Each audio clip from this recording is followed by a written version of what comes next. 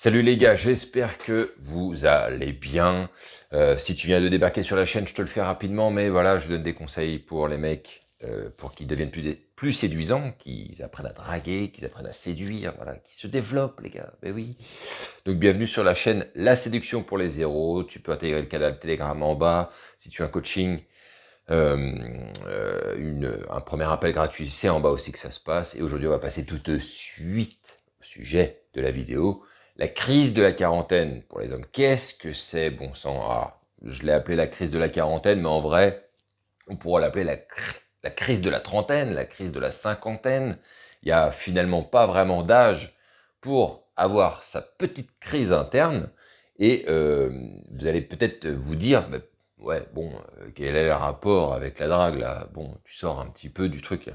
Peut-être que vous pourrez croire que je fais une sortie de route en parlant de cette crise, mais vous allez voir que c'est totalement, mais alors totalement lié à la drague.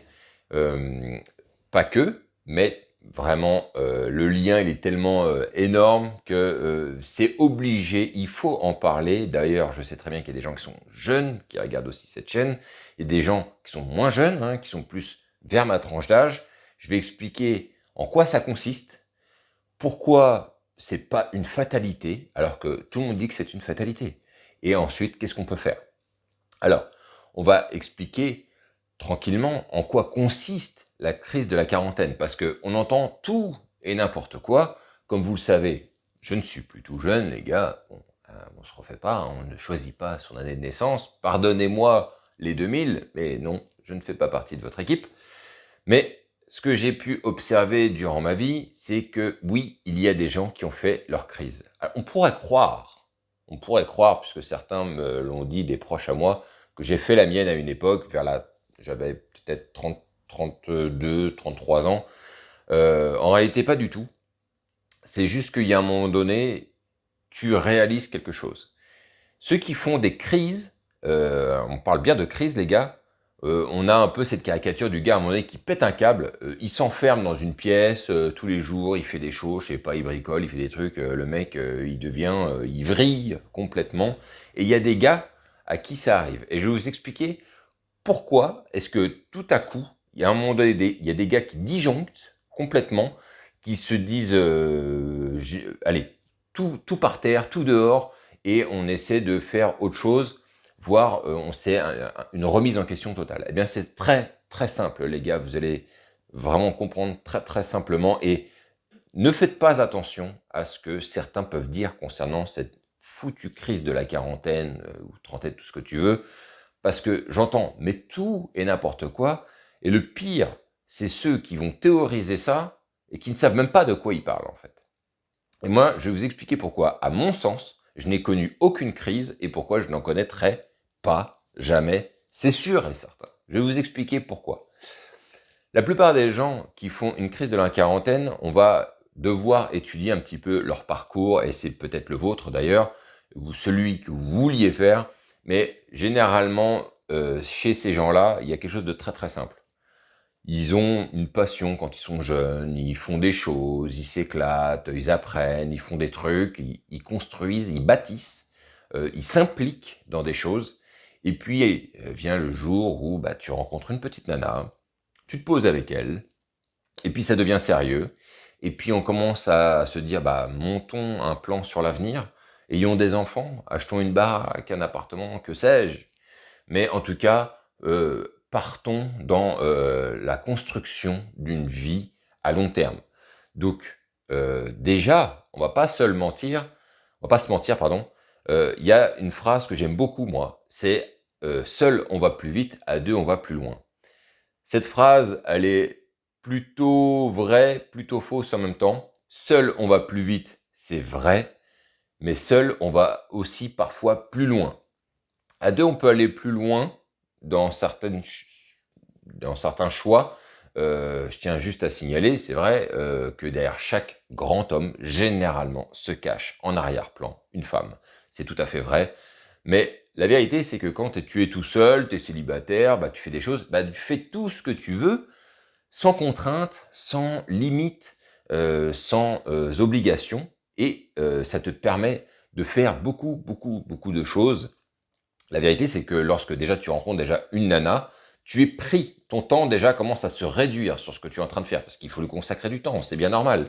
Hein. On fait des sorties, on partage des choses, mais en termes de construction, si vous voulez vous lancer dans des projets, si vous voulez apprendre des choses en masse, ça devient compliqué. Je tiens juste un exemple, par exemple.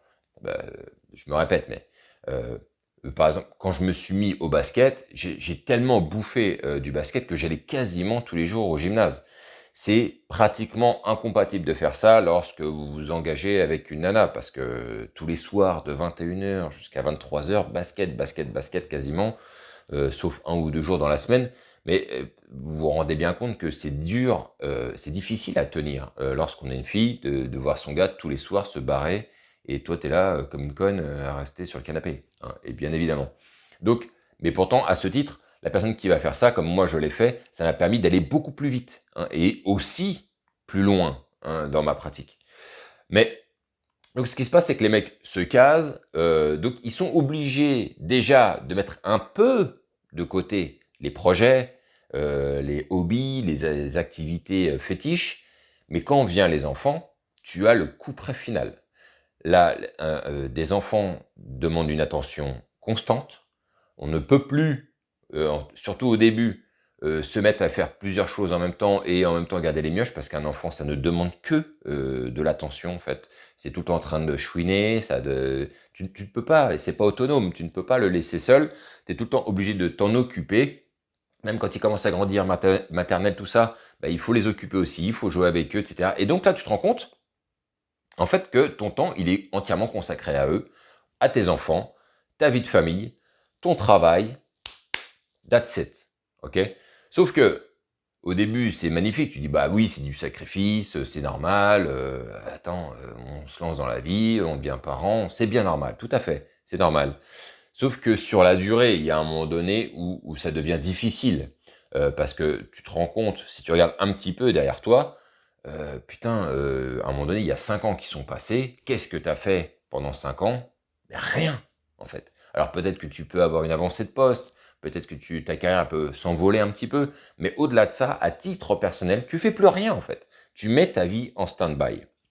Et c'est ça, à un moment donné, qui fait disjoncter les gars. Parce que quand 5, 10 ans, 15 ans passent, et à un moment donné, les gars se disent, attends, mais tout ce que j'avais démarré et que j'ai jamais terminé, tout ce que j'ai voulu faire, que j'ai jamais fait, et vient le temps des regrets, les gars. Et ça, c'est le pire qui puisse vous arriver, c'est quand le temps des regrets se pointe dans votre esprit. Là, vous faites le bilan, vous vous dites, putain, je suis une merde en fait. J'ai pas du tout été au bout. Ça se trouve, j'aurais été un mec génial dans tel ou tel domaine. Peut-être que j'aurais explosé et j'ai tout foutu en stand-by. Je fais plus rien de ma vie et en fait, je suis une merde. Et c'est là que les mecs ils disjonctent. Parce qu'ils se disent que de temps gâché, que de temps sacrifié. Pourquoi au final? Pour rien. Et je, je leur donne raison en réalité. Mettre de côté sa vie, mettre sa vie en parenthèse, c'est faire un bien mauvais choix. Ce qui ne veut pas dire que vous ne pouvez pas construire avec une vie de famille et des enfants, mais il faut bien faire attention à ce que l'on fait, à la manière dont on gère en fait son espace personnel, parce que si à un moment donné on ne s'accomplit plus, si on se met soi-même sur pause, obligatoirement en tant qu'être humain, il y a une phase en fait d'introspection et de regret, de bilan, et c'est là que les mecs ils se mettent à disjoncter. Et maintenant, je vais vous expliquer comment c'est possible pourquoi est-ce qu'un mec comme moi n'a pas connu la crise. Certains ont cru que je l'avais connue, je l'ai pas du tout connue et je la connaîtrai pas. Eh bien, pour une raison simple, les gars, c'est que à un moment donné, j'ai réalisé effectivement que avant que ça aille trop loin, avant que ma vie soit trop mise en parenthèse, est-ce que je veux rester comme ça et dérouler jusqu'à 50, 60, 70 ans et barder de regrets, ou est-ce que non, on se prend en main, on fait en sorte de gérer un petit peu tout en même temps, mais surtout, on ne s'abandonne pas, on ne se met pas sur pause, et surtout, on accomplit ses rêves, les gars. Moi, à cette époque, j'avais déjà ma gosse, mais je savais aussi que j'avais besoin de faire d'autres rencontres. J'avais besoin de comprendre le monde de la séduction, le monde de la drague, tout ça. qu'est-ce qui se cache derrière toutes ces femmes que je croise, qui sont-elles? Je veux les rencontrer et je veux faire plus, surtout. C'était ça l'idée. Et ben c'est ce que j'ai fait. Ça a demandé un peu de sacrifice, ça a demandé un peu de casse aussi parfois, ça a demandé du courage. Il y a eu des fois où tu sais pas trop si tu as bien fait, mais au final, bien sûr que j'ai bien fait. Pour moi, ce n'est pas un conseil que je donne aux autres. Hein. Je vous ne dis pas, les gars, euh, qui est du dégât du moment que vous pensez à vous. En tout cas, la clé qui m'a permis de poursuivre mes rêves, c'est en fait d'être égoïste. Oui, je suis égoïste et être égoïste est une qualité.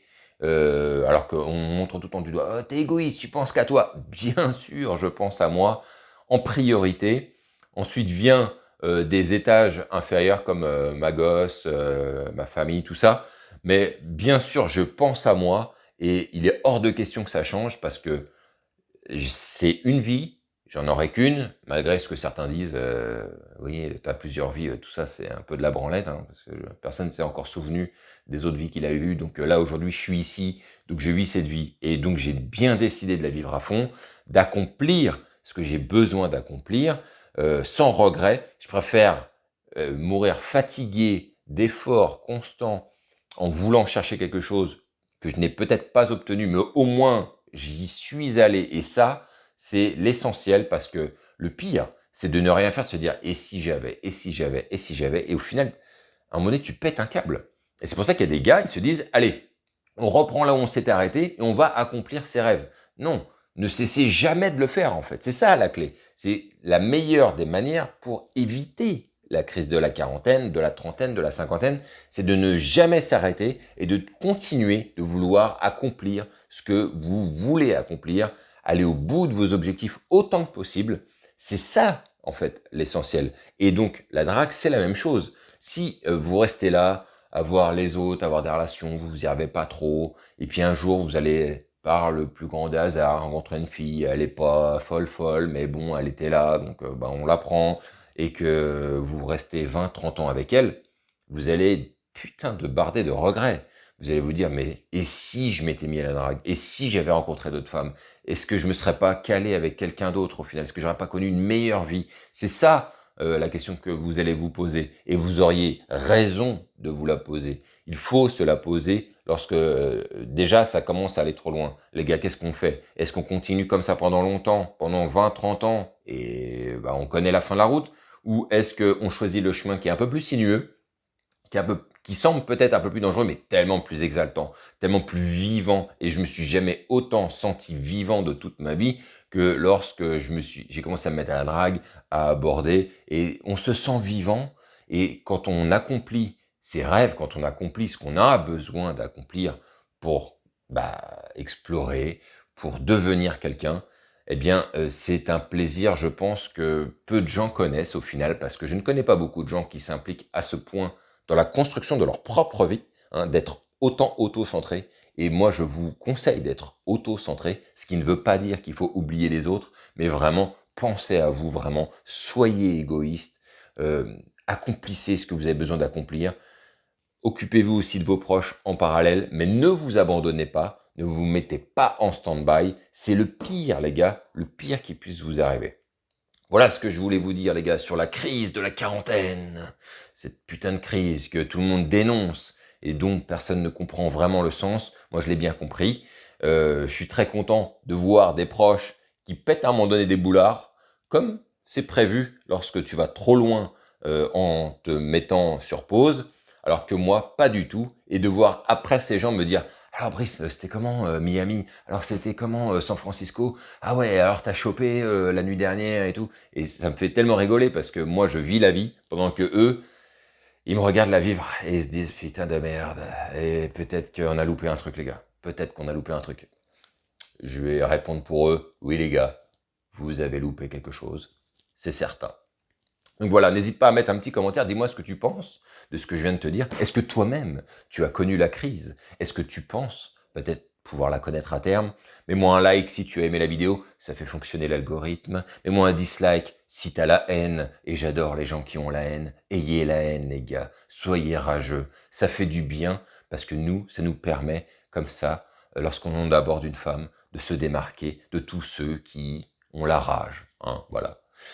Voilà ce que je voulais vous dire les gars aujourd'hui. On se retrouve la semaine prochaine pour une nouvelle vidéo. Surtout, continuez ce que vous faites et vive le game.